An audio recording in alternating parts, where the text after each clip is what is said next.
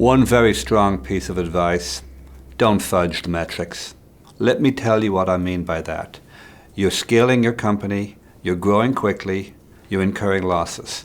To explain those losses to yourself, to your team, and to your investors, what you've done is you've calculated your economic model and you've figured out how much extra profits in the future you're going to make from incurring these upfront losses now to attract these customers. You've proven to yourself and hopefully to your investors you have a good business. That's why you're growing quickly. But if in doing that you are in any way overly optimistic about these future numbers, believe me, you're going to get caught. Investors deep in their heart hate these metrics. And why not? It would be so much easier if you were making profits and your financials showed from the basic financial accounting that this was a good business.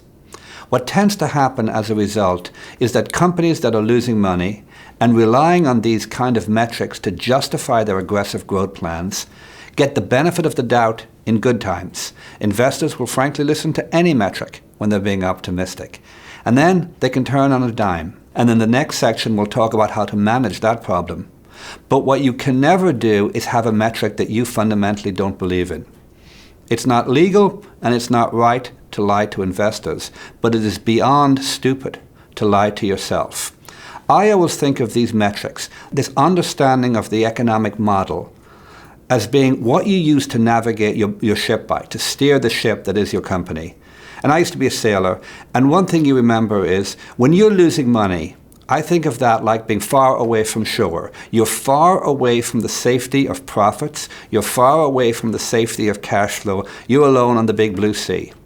If you navigate honestly and correctly, and if you understand when you're creating value, then you'll be fine. Ultimately, you will be able to steer back to shore, back to profits.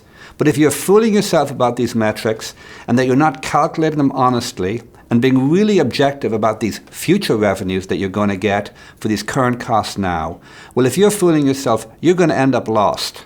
And at some point, it's all going to catch up with you, and you're going to realize your business is not going to converge. I cannot emphasize this enough. These metrics are a necessary part of being a high-growth, loss-making company, but please don't delude yourself. It just won't work.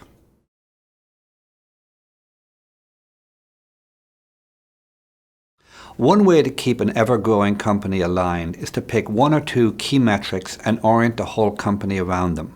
First, simplicity counts for almost everything. You can't rally people around a complex metric that most people don't even understand. Secondly, even though we said earlier that you have to understand your economic model and the relationship between growth of new customers and the costs associated with them, what we found from a one key metric perspective is it's really hard to incentivize people around costs or managing costs, but it is really easy to rally people around an aggressive, accelerated growth plan. So pick something like add 1 million new subscribers next year or 100 new business customers every month for the next 12 months. You have to be able to wake people up in the middle of the night and say, how are we doing on the one key metric, and get an answer. That's worth a lot more than a complex answer on how are we doing on 17 different metrics.